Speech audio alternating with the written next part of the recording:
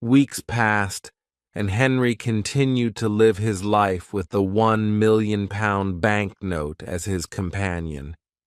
He never spent it, but its presence opened doors and allowed him to experience the world in ways he had never imagined. Then, one day, as he was walking through the city, he encountered the two brothers who had given him the banknote. "Well, Mr. Adams," one of the brothers said with a smile, "it seems our little experiment has been a success." Henry handed the banknote back to them, his heart lighter than it had been in months. "It has indeed. But more than that, it has taught me a great deal about myself." The brothers nodded in approval. "We're glad to hear that. And as a reward for your honesty and integrity, we have decided to give you a smaller, but no less significant gift." They handed Henry a check for £50,000, the same amount Mr. Lloyd had offered him. "Consider this a token of our appreciation for your remarkable journey." Henry was speechless, his eyes filling with tears of gratitude. "Thank you," he whispered. As the brothers walked away, Henry realized that he had been given not just wealth, but something far more valuable. The knowledge that true fortune lies not in money, but in the choices we make and the character we build along the way. Henry's decision to stay true to his principles ultimately led to an even greater reward, both materially and morally. His story is a testament to the idea that integrity and self-respect are worth more than any amount of money. When I was 25 years old, I worked in an office in San Francisco. I did my job well, and my future was promising. I was alone in the world, and I was happy. On Saturday afternoons, I didn't work. I sailed my little sailboat on San Francisco Bay. One Saturday afternoon, I sailed out too far. The strong afternoon wind pushed my sailboat out of the bay and into the Pacific Ocean. That night, when I had lost all hope, a small British brig saw me and took me on board. The brig was sailing to London. The voyage was long and stormy. I worked as a sailor to pay for my trip. When I arrived in London, my clothes were old and dirty. I had only $1 in my pocket. With this dollar, I ate and slept for the first 24 hours. During the next 24 hours, I didn't eat and I didn't sleep. At about 10 o'clock the following morning, I went to Portland Place. I saw a child walking past holding a big pear. The child ate one small piece and then threw the pear onto the street. I stopped and looked at it. I was very hungry, and I really wanted that pear, but every time I tried to get it, someone passed by and looked at me. I quickly turned in the other direction and waited for the person to pass by. I tried again and again to get that pear, but the same thing happened. I was desperate. I decided to get the pear and not to worry about the people who saw me. At that moment, a gentleman opened a window behind me and said, "Come in here, please." A well-dressed servant opened the door. He took me to a beautiful room where two old gentlemen were sitting and discussing something important. Their breakfast was still on the table. I was very hungry, and I stared at their breakfast. I want to tell the reader that the two gentlemen had made a bet several days before. I knew nothing about the bet until later. Let me tell you what happened. The two old gentlemen were brothers. For several days, they argued about a very strange subject. They decided to end their argument with a bet, as the English usually do. The following was the subject of the bet. The Bank of England issued 2 banknotes of £1,000,000 each for a public transaction with a foreign country. England used 1 banknote, and the other remained in the bank. At this point, Brother A said to Brother B, "If an honest and intelligent stranger arrives in London without a friend and without money, except for the £1,000,000 banknote, he will starve to death." Brother B answered, "No, I don't agree." Brother A said, "If he goes to the bank or anywhere else to change this big note, the police will put him in prison. Everyone will think he stole it." They continued arguing for days until Brother B said, "I'll bet £30,000 that the stranger will live for 30 days with the banknote, no prison." Brother A accepted the bet. He went to the bank and bought the £1,000,000 banknote. After he returned home, he prepared a letter. Then the two brothers sat by the window and waited for the right man for the bet. They saw a lot of honest faces go by, but they were not intelligent enough. Several faces were intelligent, but they were not honest. A lot of faces were honest and intelligent, but they were not poor enough.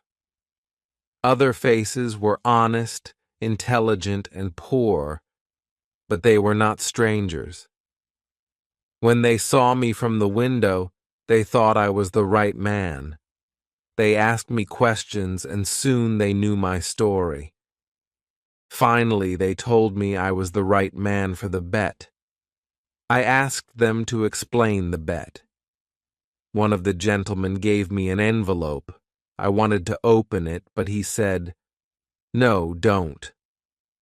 I was confused, and I wanted to discuss the subject with them, but they didn't. I felt hurt because I was the subject of a joke. When I left their house, I looked for the pair on the street. It was gone.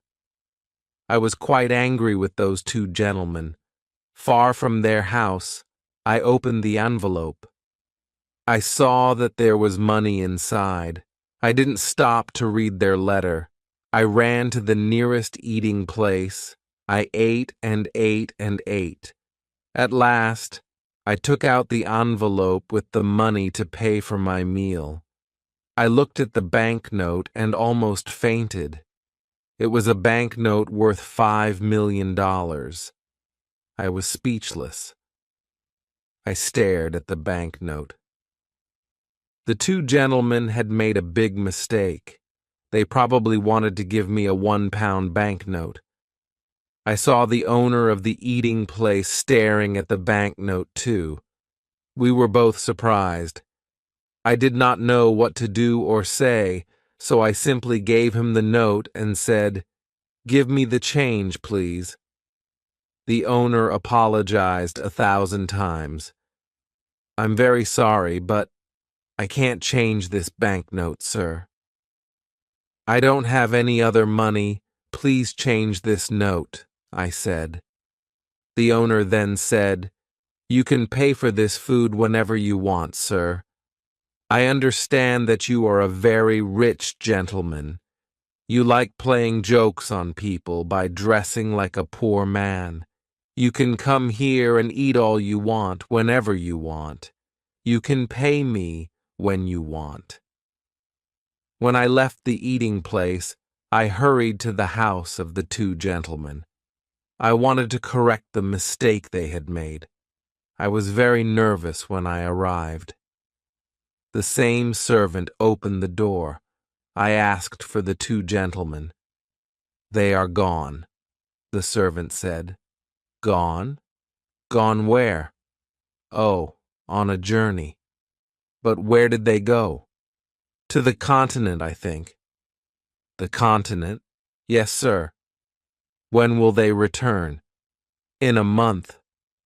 A month? Oh, this is awful. How can I talk to them? It's extremely important. I can't help you. I don't know where they are, sir. Then I must see a member of the family. All the family are away. They're in Egypt and India, I think. Before leaving, the two gentlemen made an enormous mistake. They will certainly return home tonight. Tell them that I came here to correct the mistake. I'll return tomorrow. I'll tell them if I see them, but I won't see them, sir. You must not worry because everything is all right.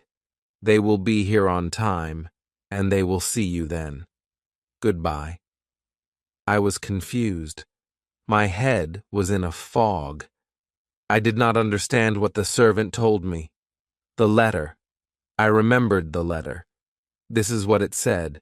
You are an intelligent and honest man. You are also poor and a stranger. In this envelope, you will find some money. It is yours only for 30 days. At the end of 30 days, return to this house. I have a bet on you. If I win this bet, you can have any job with any salary that you want. There were no signature, no address, no date on the letter. How strange. I didn't know what to think. I went to a park, sat down, and thought about what to do. After an hour, I reached the decision that follows. The two old gentlemen are playing a game that I don't understand. They are betting on me, but at that time I didn't know anything about the details of the bet. If I go to the Bank of England to return the banknote, the bank will ask me lots of questions. If I tell the truth, no one will believe me. They will put me in an asylum. If I tell a lie, the police will put me in prison. I can't even give it to anyone because no honest person will want it. I can do only one thing.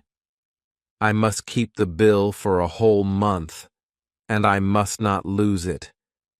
If I help the old man to win his bet, he'll give me the job I want. The idea of an important job with a big salary made me happy. With this exciting idea in mind, I began walking down the streets of London. Every time I passed in front of a tailor's, I wanted to enter and buy some new clothes, but I had no money to pay for them. The £1 million banknote in my pocket was useless. I passed in front of the same tailor's 6 times. At last, I entered. I quietly asked if they had an old, unattractive suit that no one wanted to buy. The man I spoke to nodded his head, but he didn't speak. Then another man looked at me and nodded his head. I went to him, and he said, "One moment, please." After some time, he took me to a back room. He looked at several ugly suits that no one wanted. He chose the worst for me. I really wanted a suit, so I said nothing. It was time to pay. "Can you wait a few days for the money? I haven't got any small change with me." The man said, "Oh, you haven't? Well, I thought gentlemen like you carried large change." "My friend," I replied, "you can't judge a stranger by the clothes he wears. I can pay for this suit, but can you change a large banknote?" "Oh, of course, we can change a large banknote," he said coldly. I gave him the banknote. He received it with a smile, a big smile that covered his face. When he read the banknote, his smile disappeared. The owner of the shop came over. He had a bad expression on his face. I realized the men thought I had stolen the banknote. The owner said, "Oh, this is strange. My boy, why didn't you tell us you were so rich? My assistant here is stupid, but he means no harm. Please tell me, how can I help you?" "Well," I replied, "I really don't need any new clothes now." Then I told him how I really needed some clothes for a few days, and after that, I didn't care what happened to me. "You can have anything you want, sir. Send for it whenever you want." I chose an expensive suit and asked them to send the bill to my address as soon as possible. When I left the shop, I was quite satisfied with what I had done. As I walked down the street, I was thinking about buying all kinds of luxuries. Then I thought, what if the Bank of England stops payment on the note before the end of the month? Immediately, I entered the nearest eating place. When the waiter brought me the bill, I told him I forgot my wallet. The man said, "Let me show you something very curious. I've got a £1 million banknote." I was surprised when I saw him take it out of his pocket and give it to me. The note was worn, dirty, and wrinkled. It was hard to believe that it was real. But the waiter told me that the restaurant's owner, Mr. Quinn, had it. It was given to him many years ago by a rich man. I examined the note carefully, but I couldn't find anything unusual about it. It was old and dirty, but it was still a £1 million banknote. When I looked at Mr. Quinn, I saw that he was watching me very carefully. Then I realized what he wanted. He was hoping that I would say, "This is no good. You must take it to the Bank of England." I knew that he didn't have any reason to doubt the note, but he couldn't help it. He couldn't trust his eyes. I realized he was anxious to see how I would behave, so I said, "Mr. Quinn, this note is not good. It's a counterfeit." He was surprised. I could see he was disappointed, but he quickly got over it. He said, "Sir, you are joking. The Bank of England never gives counterfeit notes." I replied, "No, Mr. Quinn, I'm not joking. It's my opinion that this note is a counterfeit." "Nonsense," he said. "You are wrong." "Very well," I said. "Let me take this note to the Bank of England and examine it more closely." When I left the shop, I had a new problem to think about. I began to feel afraid of losing the banknote. I didn't have a home or a safe place to hide it. Even if I did have a safe place, I would have been afraid that someone would steal it. I finally decided to hide the note in my sock. It was not comfortable, but it was safe. I walked along the streets in a state of confusion. I didn't know what to do. I was so lost in thought that I forgot where I was going. I didn't know where I was until I saw the Tower of London. I looked around and realized I was in the part of the city where only poor people lived. I felt like a fool. This is no place for me, I thought. I must go back to where the rich people are. When I reached the area where rich people lived, I began to feel at home again.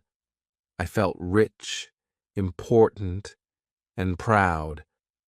I entered a fine restaurant and ordered a big dinner.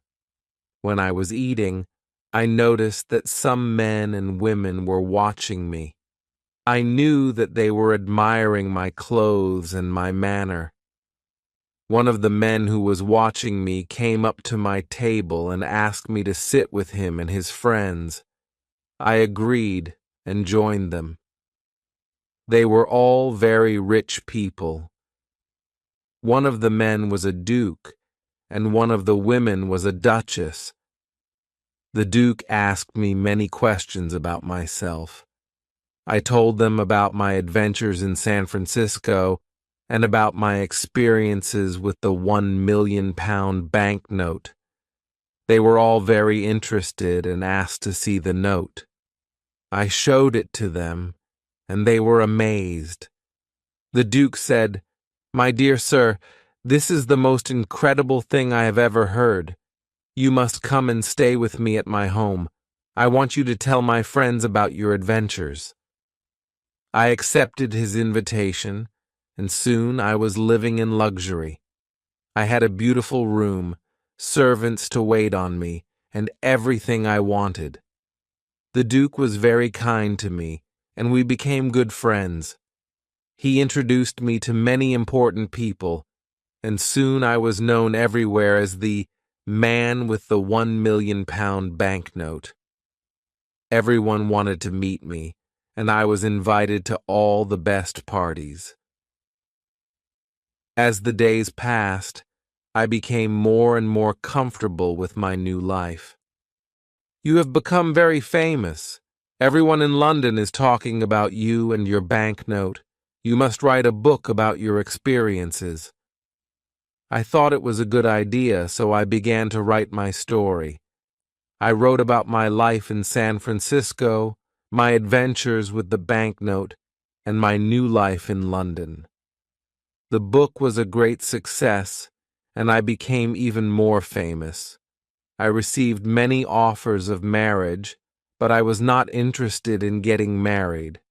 I was happy with my life, and I didn't want to change anything. Henry returned to his lavish hotel room, the weight of the decision pressing heavily on his mind. He paced back and forth, considering the pros and cons. The £50,000 offered by Mr. Lloyd was a fortune, a sum that could guarantee him a comfortable life without the uncertainties that came with the £1 million banknote. But there were risks involved. What if Mr. Lloyd and his associates were not as trustworthy as they seemed? If the banknote fell into the wrong hands, the consequences could be dire, not just for Henry, but possibly for the entire financial system. Moreover, there was a nagging feeling deep inside Henry that the banknote had brought him something more valuable than wealth. It had given him confidence, experiences, and a sense of self-worth that he had never known before. As he sat by the window, watching the bustling London streets below, Henry realized that the banknote had become a part of his identity. Without it, he feared he might return to the ordinary life he once led, devoid of excitement and adventure. But could he really hold on to it forever? What would happen when the brothers returned to collect it? They might be amused by his journey, but they might also be displeased if they found out he had tried to profit from their experiment. After much deliberation, Henry made up his mind. The next morning, he met Mr. Lloyd at a discreet location in the city, his heart pounding with anticipation. "I've made my decision," Henry said firmly. "I appreciate your offer, but I cannot sell the banknote. It doesn't belong to me, and I believe it would be wrong to part with it for profit." Mr. Lloyd raised an eyebrow, clearly surprised by Henry's resolve. "Are you certain, Mr. Adams? This is a rare opportunity." "I am certain," Henry replied. The banknote has changed my life, but it also comes with responsibilities. I cannot betray the trust that was placed in me, even if it means missing out on a fortune." Mr. Lloyd regarded Henry with a mixture of respect and disappointment. "Very well, Mr. Adams. I wish you the best of luck. But do remember, opportunities like this don't come around often." With that, Mr. Lloyd turned and walked away, leaving Henry alone with his thoughts. Despite the uncertainty of his future, Henry felt a sense of relief and pride in his decision. He had chosen integrity over greed, and in doing so, he had proven to himself that he was more than just a man with a £1,000,000 banknote. He was a man of principle.